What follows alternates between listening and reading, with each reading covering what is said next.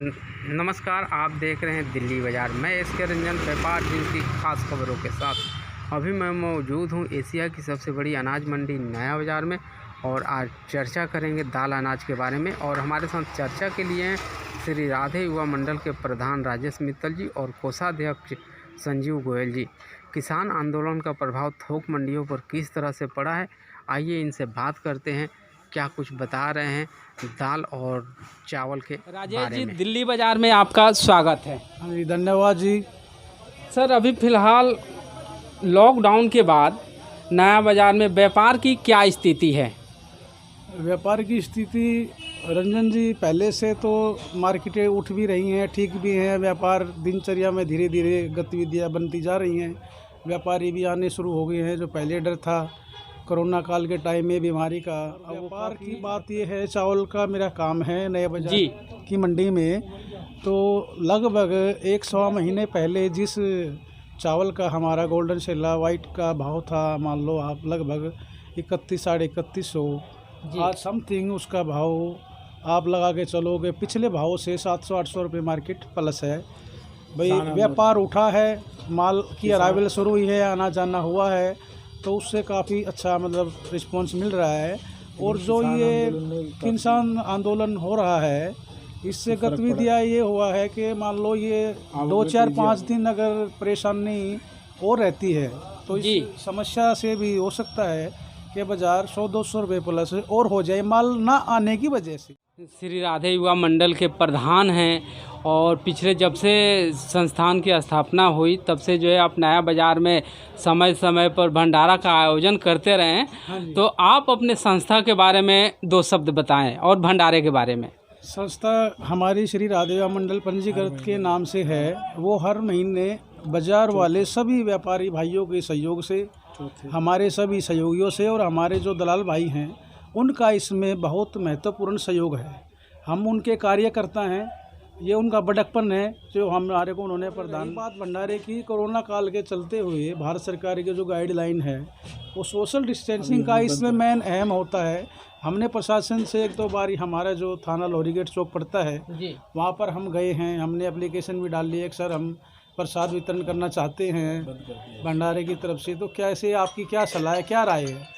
तो उन्होंने हमारे को समझाया कि जी सोशल डिस्टेंसिंग की परेशानी आपको आएगी, उसकी गतिविधि को देखते हुए आप इस भंडारे का आयोजन जो है लगभग 2-3 महीने के बाद ही करें तो वो अप्रैल में, मई में बवाना सेक्टर 1 में, समयपुर बादली में, आदर्श नगर में मंडल के द्वारा जो भी हमारे पदाधिकारियों ने, सहयोगियों ने सलाह दी कि भाई साहब ये काम आप कर लो, द बेस्ट रहेगा। तो हमने उन सब की राय को ऊपर रख के ये काम किया। बहुत से ने हमारे को बोले जी ये दवाइयाँ का कुछ वितरण किया जाए तो ये भी द बेस्ट रहेगा। 1-2 गरीब कन्याओं की शादी का विषय भी आया तो मैंने भाइयों से सलाह करी, भाई क्या आपकी प्रभु से यही प्रार्थना है कि बीमारी जल्दी से जल्दी ख़त्म होए, व्यापार दुगनी रात उन्नति करे। हमारे सब व्यापारी भाई, दाल मिल वाले भाई, हमारे दलाल भाई, हमारे दुकानदार भाई, सब का काम सुचारू रूप से चले। मित्तल साहब, दिल्ली बाज़ार से बात करने के लिए आपका बहुत संजीव गोयल जी हैं और बिट्टू भाई भी यहाँ मार्केट में बिट्टू भाई के नाम से जो है जाने जाते हैं। इनसे जानते हैं व्यापार के बारे में, खास करके दाल के बारे में पहले जानते हैं, उसके बाद इनसे किसान आंदोलन के बारे में भी बात करते हैं। संजीव जी, स्वागत है। आपको सबको मेरा बहुत बहुत हार्दिक नमन।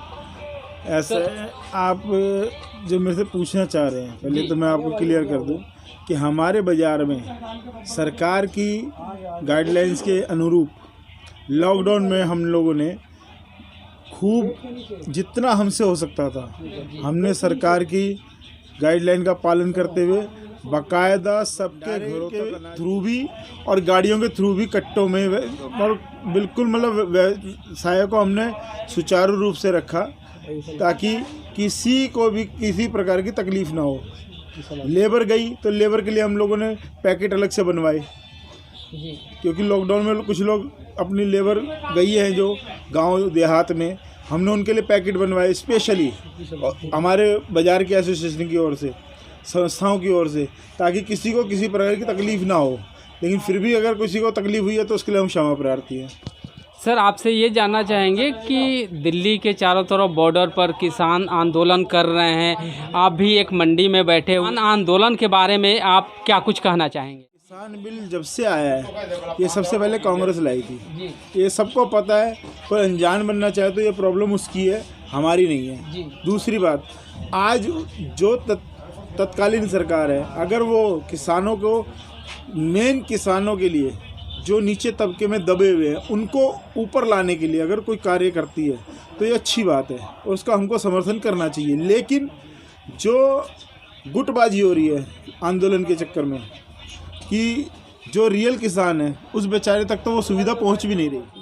अगर सर प्रभाव की बात देखी जाए, चारों तरफ से बॉर्डर सील है, मांग एवं आपूर्ति की बीच जो है फासला जो है बढ़ने घटने की जो है संभावना व्यक्त की जा रही है, तो इस मंडी पर क्या प्रभाव पड़ सकता है, इस बारे में कुछ कहें?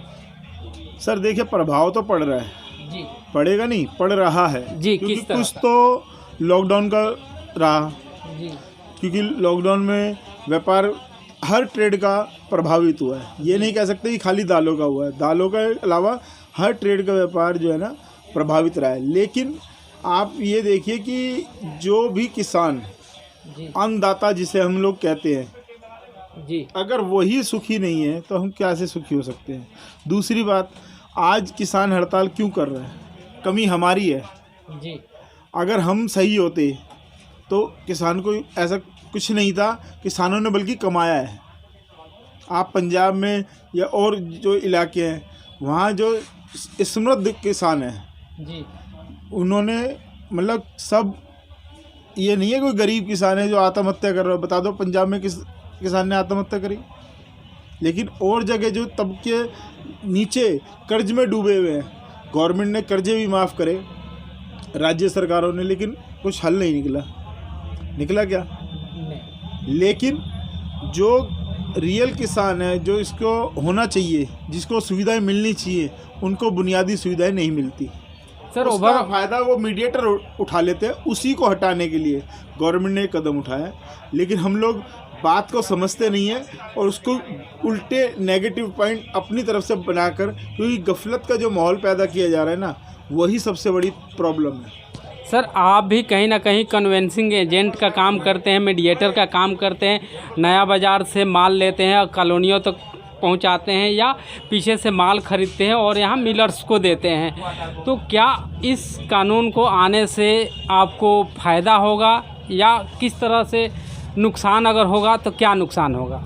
देखिए सर, जब कोई चीज़ आती है तो उसका फ़ायदा भी होता है और नुकसान भी होता है। मतलब इवन साइड इफ़ेक्ट भी होता है और इफ़ेक्ट भी होता है। इफ़ेक्ट तो इसका ये है कि देखो, सबको मेरे हिसाब से रोज़गार मिलना चाहिए, लेकिन जो साइड इफ़ेक्ट सबसे पहले लोगों के दिलों में ये बैठा हुआ है, हमारे दिलों में भी है, बेकार मैं कह दूं कि हमारे दिलों में नहीं है, हमें भी यही लग रहा है कि इसका प्रभाव मंडियों को ख़त्म करा जा रहा है। लेकिन अब जब तक सरकार, जैसे जीएसटी के टाइम पे लोगों में गफलत फैली थी, अगर सरकार किसी तरह बूथ निराकरण के लिए सरकार बूथ बनाए और सबको समझाए तो इसका फ़ायदा है, वरना कागजी कार्रवाई में तो सिवाय नुकसान के और कुछ नहीं है। संजीव जी, दिल्ली बाज़ार से बात करने के लिए आपका बहुत बहुत धन्यवाद। बहुत बहुत धन्यवाद।